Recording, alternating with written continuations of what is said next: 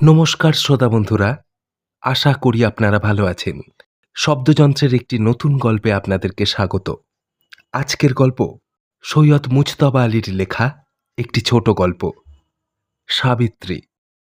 গল্প শুরুর আগে আপনারা যদি এখনও শব্দযন্ত্র চ্যানেলটিকে সাবস্ক্রাইব না করে থাকেন, তাহলে দয়া করে সাবস্ক্রাইব করে নিন।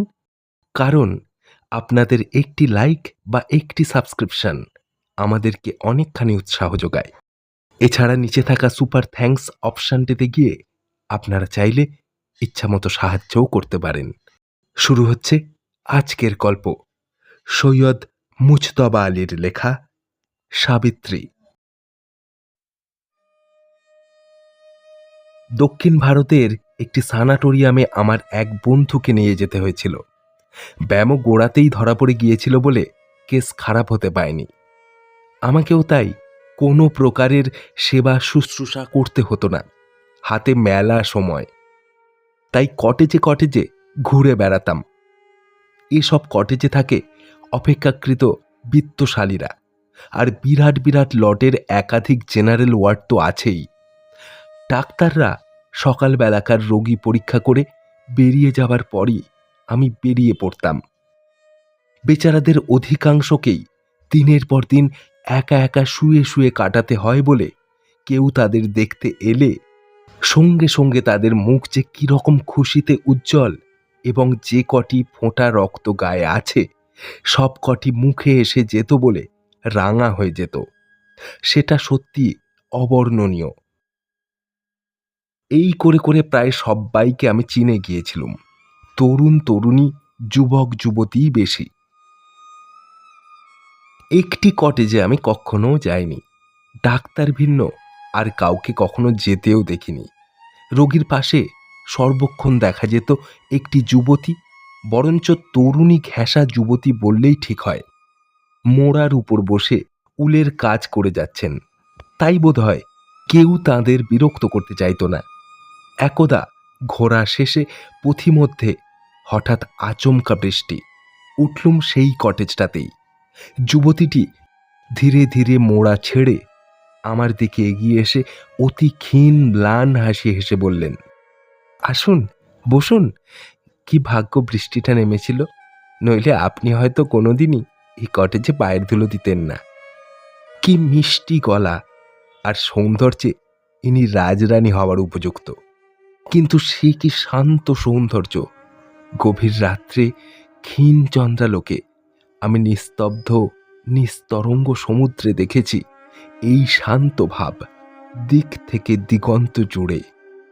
আমরা প্রাচীন যুগের বাঙালি, চট করে অপরিচিতার মুখের দিকে তাকাতে বাধো বাধো ঠেকে। এর দিকে তাকানো যায় অসংকোচে।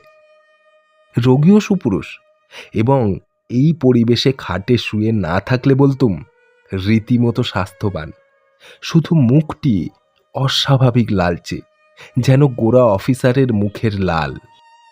স্ত্রীর কথায় সায় দিয়ে হেসে বললেন, গলাটা কিন্তু রোগীর।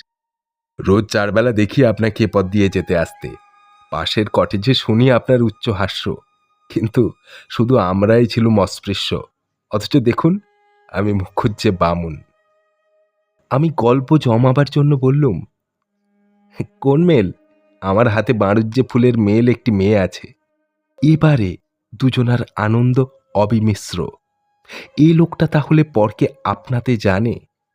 3 মুহূর্তে জমে গেল। খানিকক্ষণ পরে আমি বললুম, আপনারা দুজনে বড় খাঁটি বাংলা বলেন, কিন্তু একটু যেন ওই পুরনো পুরনো। মুখুজ্জে বললেন, আমি ডাক্তার, অবশ্য এখন যা অবস্থা, খোবরাজ ঠেকাও আপন যমরাজ, তা সে যাকে। আসলে কি জানেন, আমরা দুজনেই প্রবাসী বাঙালি, 3 পুরুষ ধরে লখনৌয়ে।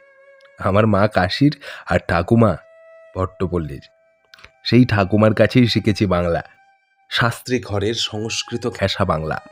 সবিতা আমাদের প্রতিবেশী, আমার ঠাকুমার ছাত্রী। আমরা দুজনা হুবহু একই বাংলা পড়েছি, শিখেছি, বলেছি। তবে ম্যাট্রিক পর্যন্তই উর্দু শিখেছি বলে মাঝে মাঝে 2-1টা উর্দু শব্দ এসে যায় আমার ভাষাতে, সবিতার না। আপনার খারাপ লাগে? আমি প্রতিবাদ করে বললুম, তবা তবা, আমি বাঙালি মুসলমান, আমরা ইউঁহি দু চারটে ফালতু আরবি ফার্সি ব্যবহার করি শব্দে। পাশ ফিরে আপন দুই বাহু আমার দিকে প্রসারিত করে দিলেন। আমি আমার হাত দিলুম। দু হাত চেপে ধরে চোখ বন্ধ করে গভীর আত্মপ্রসাদের দীর্ঘশ্বাস ফেলে বললেন, বাঁচালেন, আপনি মুসলমান। আমি একটু দিশেহারা হয়ে চুপ করে রইলুম। জিজ্ঞেস করলেন, আপনি যত্রতত্র খান এখানে? ডাক্তার হিসেবে বলছি, সেটা কিন্তু উচিত নয়। আমি বললুম, আমি যত্রতত্র যা তা খাই এবং ভবিষ্যতেও খাবো, আপনি অপরাধ নেবেন না। বাঁচালেন। এবারে আমি আরও দিশেহারা। আমি তাঁর পরামর্শ অমান্য করছি দেখে তিনি খুশি।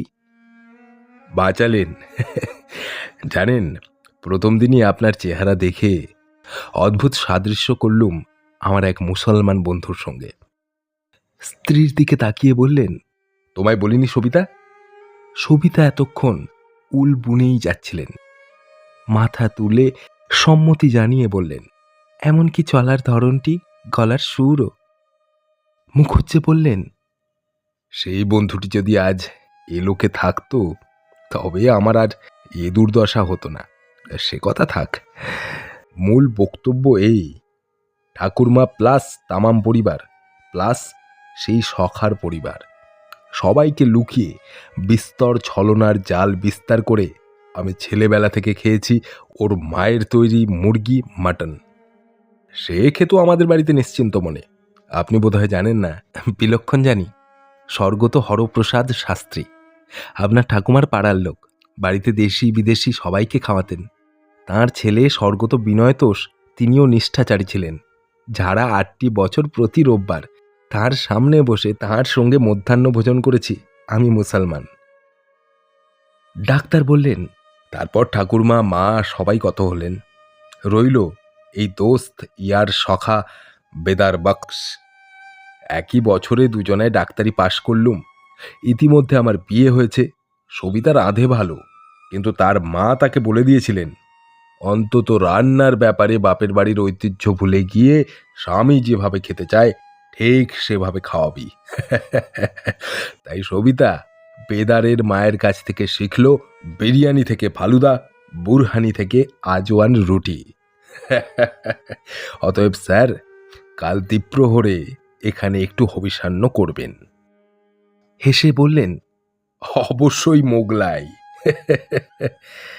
আসলে কি জানেন, এই যে চোখের সামনে সবিতা উদয়াস্ত উলবনে, it gets on my nerves.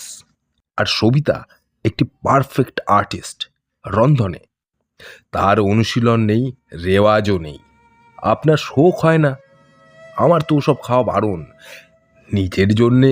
আমি সবিতার দিকে তাকিয়ে আমার মাকে দেখতে পেলুম। বাড়িতে কেউ না থাকলে মা হাঁড়ি পর্যন্ত চড়াতো না, তেলমুড়ি খেয়ে শুয়ে পড়ত।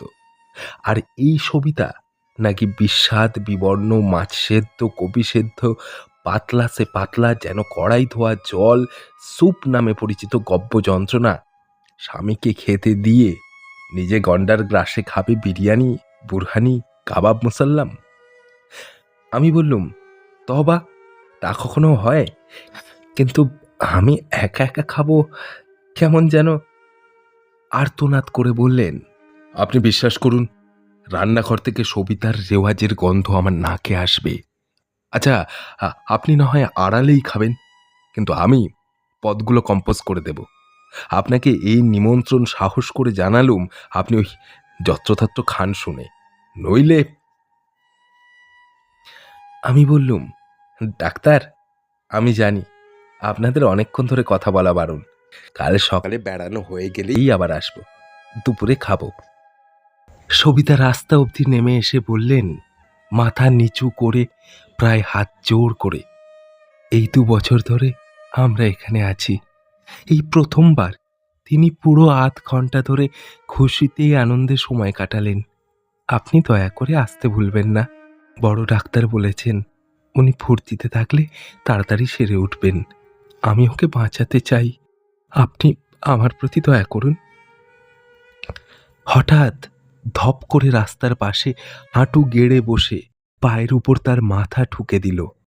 এত দুঃখের ভিতরও আমি দেখলুম বন্যার জলের মতো এক মাথা, গোছা গোছা কাদা কাদা কালো চুল ঘোমটার বাঁধ সরিয়ে আমার দুই গোড়ালির হাড় পেরিয়ে মাঝ হাঁটু অবধি ঝাঁপিয়ে দিল। এ চুল আমি দেখেছি অতিশয় শৈশবে। আজ মনে হয় যেন আধা স্বপ্নে, যেন আধা কুয়াশার ভিতর দিয়ে আমার মায়ের মাথায়।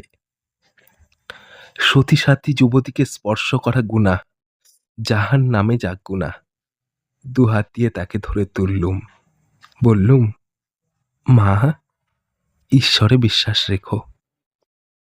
সীমন্তিনী বললেন, আমি আল্লাহ ইয়াদ করি। এতক্ষণ শুনছিলেন সৈয়দ মুজতবা আলীর লেখা সাবিত্রী। গল্পটি ভালো লেগে থাকলে আমাদের চ্যানেলটিকে সাবস্ক্রাইব করবেন। ধন্যবাদ।